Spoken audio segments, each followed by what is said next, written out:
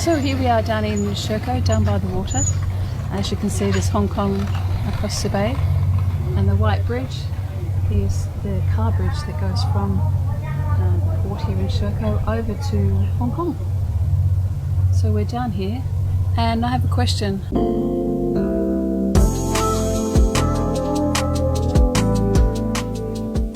It's a nice spot. It is a really nice spot. Really nice cycling path. I think there's about 15 kilometres of walking or cycling. I kept seeing 15 kilometres on the road, on the path that we were riding around. But where would you prefer to live? Here or where we're currently living in Huizhou, Weiyang? Well, I think it's a good question, and I guess it comes down to what you're really looking for. I mean, this environment is lovely, and I've always loved being by the water. And where would I prefer to be? Here is a lovely environment. It's really nice, and there's so many opportunities in Shenzhen. You just feel like there's opportunities down here. Down here, I say, on the coast. And it's near Hong Kong. That's just a convenience.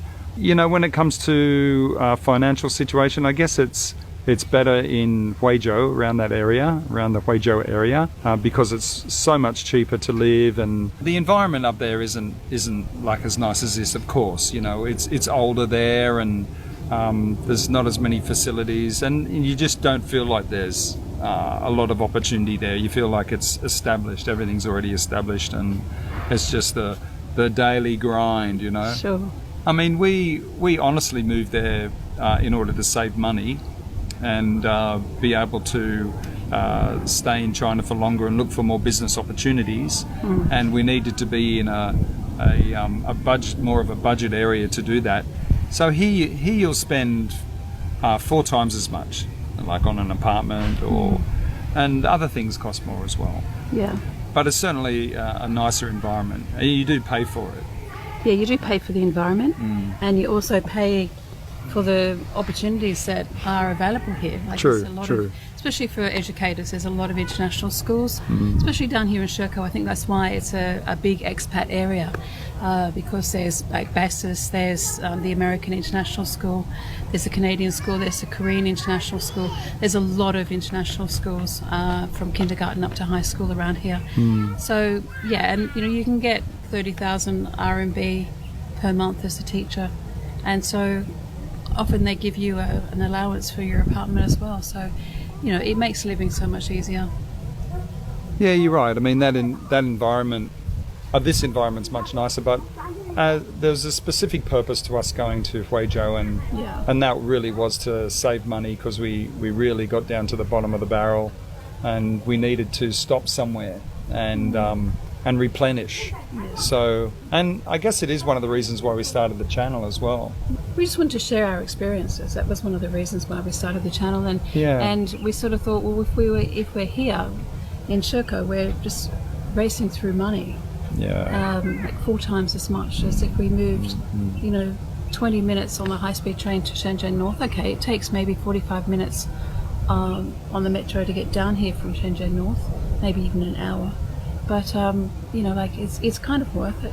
Yeah, and I guess we've also moved from Shenzhen because we had 2 business opportunities, and they both basically ran dry. Yeah. They didn't work out for us. So and they kind of drained us, and then we found ourselves using up too much money here, and not really having enough. So as it happened, as things do happen, when you put out there that you need a cheaper place and you need to save some money, then something comes along and moves you in that direction, and it did. I mean, and it moved us to Huizhou.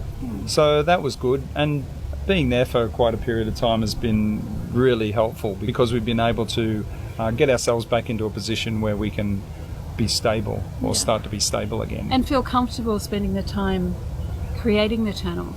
Not kind of like stressing, we have to find this business opportunity, we have to, go and have a meeting with this person because, they might give us the opportunity. So it took the stress away, to be honest. And I think also for us, it was a case of, we'd kind of been bitten a couple of times, and we needed to go and find our own thing. 3 times here in China we've been involved in business opportunities. The first one was with a local person in the middle of China. That person didn't turn out to be the right person for us, so the opportunity couldn't proceed.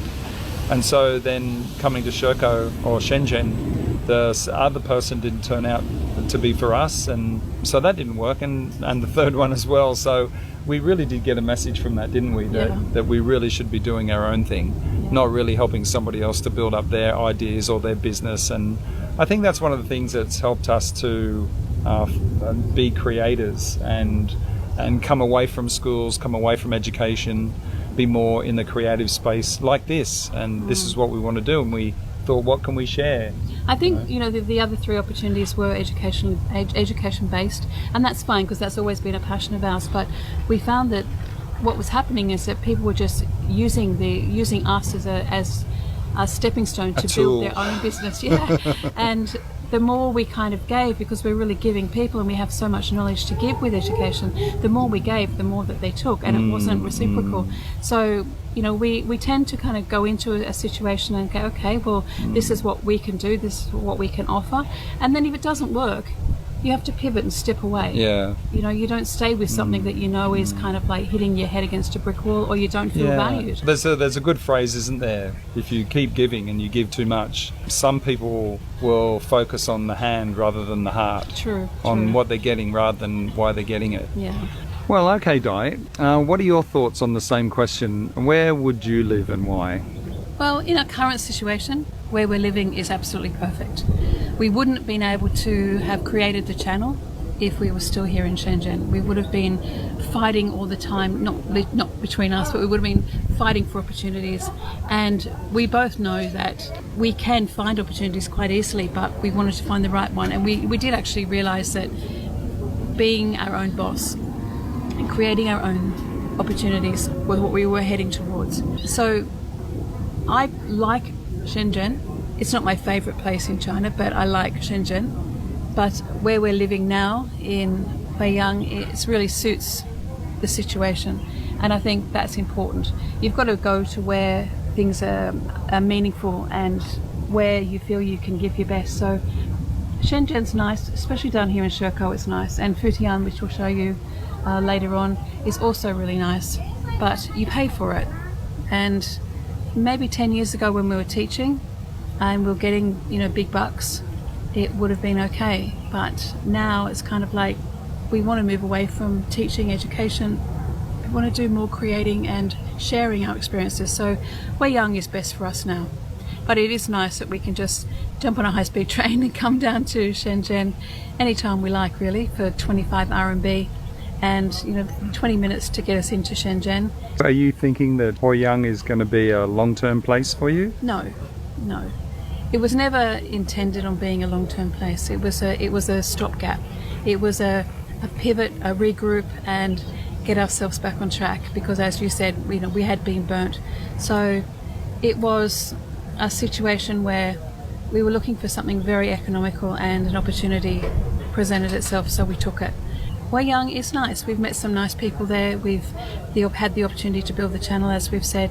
I can't imagine myself living there for a long period of time. It's a little bit sleepy for me, a little bit quiet. We wouldn't look at staying there. It's a bit too sleepy. We've still got a lot more exploring to do in China. I think going to Chengdu, which was an opportunity that we wanted to start telling you about. We're going there on the 26th of October. Today is the 16th of October. And so we'll have a look at Chengdu, and we've always liked the northern part of China also. So we'll see what Chengdu is like, see what the opportunities are there for us. We'll tell you a bit more about what we're doing there in the coming days. But we'll have a look at Chengdu. I think Chengdu might be a nice place for us to explore and potentially have a look at staying there for some time. But we'll see what happens. But I'm looking forward to the change. Cool. Let's go explore more. Let's show you more of Shirko. Okay, let's go. Let's go to SeaWorld. Well, here we are at SeaWorld in Shirko, Shenzhen. Mm-hmm. So the ship you can see is called Minghua. It's a French cruise ship. It was actually built in 1962. Yeah, docked here. The level of where it's sitting now was where the level of the coastline was. And so there's been a couple of 100 metres of coast built after that. But it docked there in 1983. And after that became kind of a floating. It's kind of in concrete in a large lake.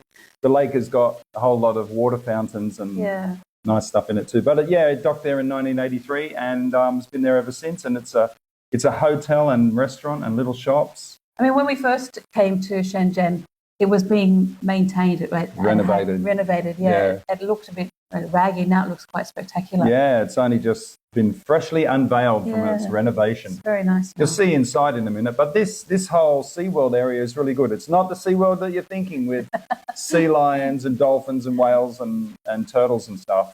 It's just the name of this area that is close to the sea. There's museums in this area too as well, and a whole lot of restaurants here. I mean, if you're looking for a really nice evening meal, that restaurant that you just saw is really spectacular. And around between 7 and 8 o'clock is a really nice water light display. Yeah, it's fountains. Really quite beautiful. Yeah. So the lake that you see that the ship is kind of resting in has a whole lot of fountains in there. But on the left there is a big phone store. Yeah.